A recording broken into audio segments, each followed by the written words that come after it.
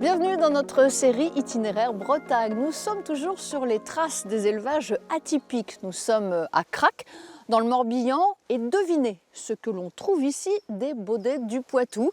Une race très ancienne, une race qui vient de loin, car elle a bien failli disparaître si certains éleveurs ne s'étaient pas mobilisés et carrément pris de passion pour cet animal.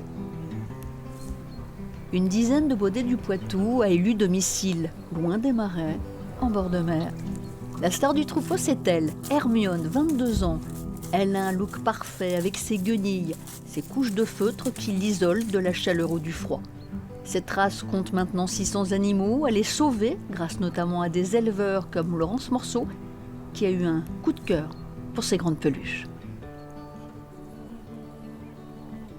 Et Laurence, pourquoi vous êtes passionnée pour les Baudets du Poitou? Qu'est-ce que vous leur trouvez? Alors, ça a été un premier coup de cœur en fait pour la race, parce que c'est vraiment un âne atypique, avec ce poil un peu spécial qui ressemble à des dreadlocks.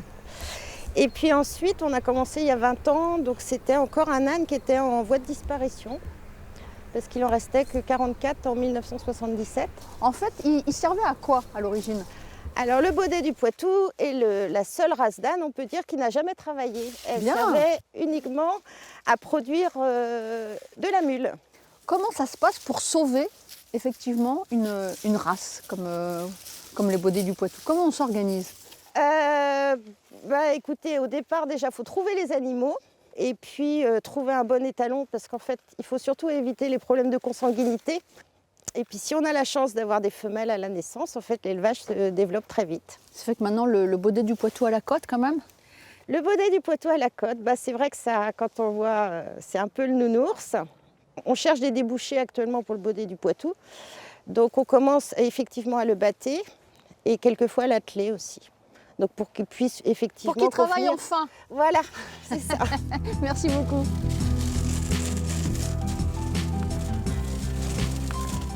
Nous restons dans les élevages atypiques et nous allons à Trégraume, dans les Côtes-d'Armor. Là, un couple d'éleveurs a décidé de se lancer dans l'élevage de juments pour faire quoi? Eh bien, pour faire tout simplement du lait de jument. Et ça, c'est unique.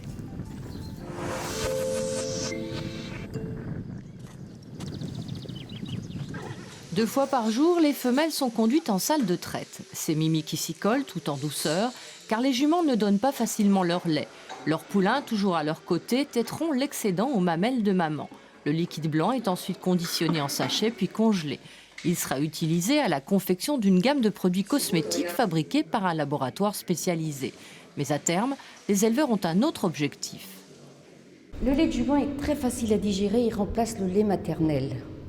Il est léger, il a un petit goût d'amande, de noix de coco.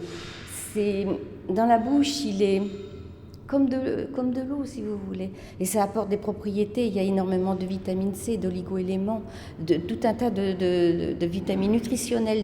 Courant dans la plupart des pays européens, le lait de jument pour bébé n'est pas très répandu en France. Il n'existe que quelques élevages, comme celui de Mimi et René dans l'Hexagone, et pourtant le produit est rentable. Toutes les juments qui sont là peuvent donner 6 à 7 litres de lait en 3 fois dans une journée. Et une vache, ça donne combien? C'est une trentaine de litres.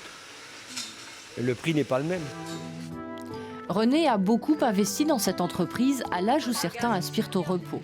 Son vœu est de trouver des jeunes pour lui succéder à moyen terme et pérenniser le bonheur de ce troupeau d'exception.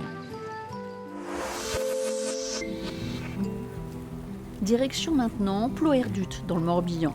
La ferme de Kérourin est une immersion dans les races locales.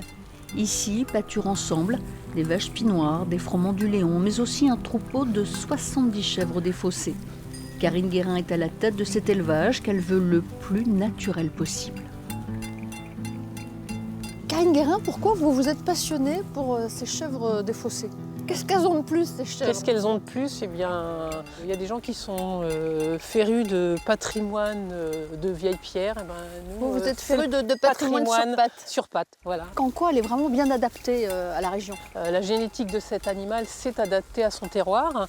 Donc, on a un animal qui supporte bien les conditions douces et humides, surtout. La chèvre, en principe, est un animal qui aime assez peu être dehors quand il pleut, qui aime assez peu être les pieds dans l'humidité. alors que la chèvre de fossé, du fait de son histoire, c'est un animal qui va valoriser parfaitement des terrains humides comme ça ici. Alors, d'où son nom. en fait, cette race a bien failli disparaître. Courant des années 90, donc il y a à peu près 25 ans, il restait moins de 100 chèvres, on recensait 80 femelles à peu près, quoi. Donc la race était, à cette époque-là a été redécouverte, mais à cette époque-là elle était vraiment presque au stade de l'extinction, quoi.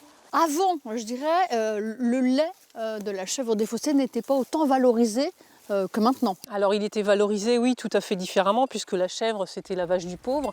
Elle était utilisée comme animal nourricier par les familles. Mais maintenant, c'est récent de faire des fromages en quantité. Aujourd'hui, ouais, on a été les premiers à se dire qu'avec cette chèvre-là, avec cette race-là, eh bien, il était intéressant de reproduire du lait dans des conditions naturelles et donc de donner une nouvelle vocation à cette chèvre ancienne. Est-ce qu'on peut dire maintenant vraiment que la race de la chèvre des fossés est sauvée ? C'est toujours une race qui bénéficie d'un plan de sauvegarde, donc elle a toujours besoin d'un appui et d'un soutien.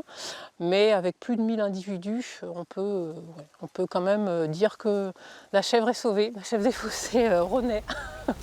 Merci beaucoup. Karine et son mari Bruno, des éleveurs passionnés, ils ont une devise pour leur ferme, du pis au produit. Ils privilégient bien sûr le circuit court pour vendre leur fromage de chèvre ou de vache. Une belle façon de faire connaître ces races anciennes qui ont bien failli tomber dans l'oubli.